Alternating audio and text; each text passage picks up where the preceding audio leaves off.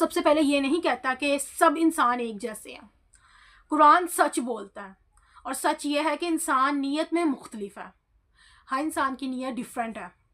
سورہ بقرہ کی ابتدا ہمیں ایک حقیقت سے روشناس کراتی ہے.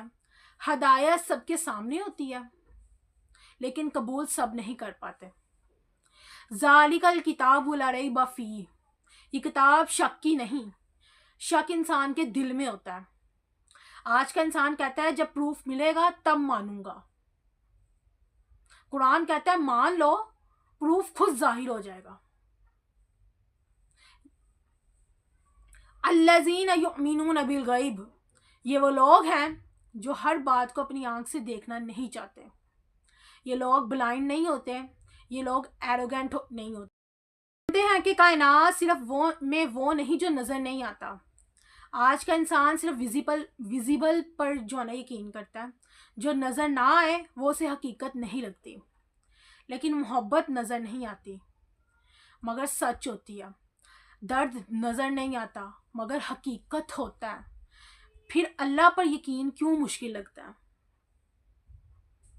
یہ لوگ کامل نہیں ہوتے، یہ گرتے ہیں، یہ تھکتے ہیں، لیکن جو ہے نا پلٹ کے آتے ہیں.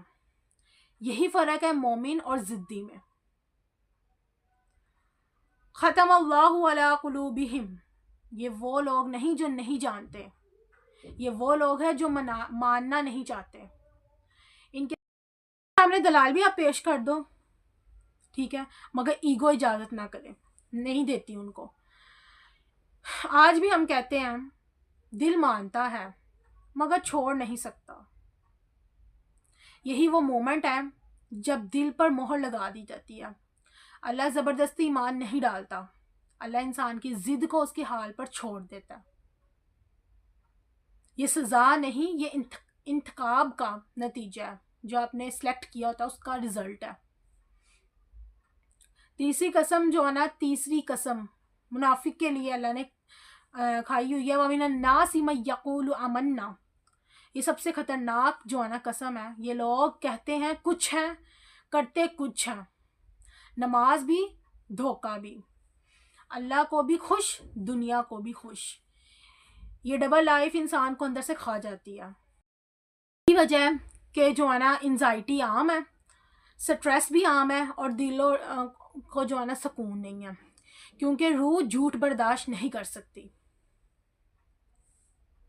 منافق ہنستا ہے مگر خوش نہیں ہوتا، بولتا ہے مگر سچا نہیں ہوتا. قرآن ہمیں ڈراتا نہیں،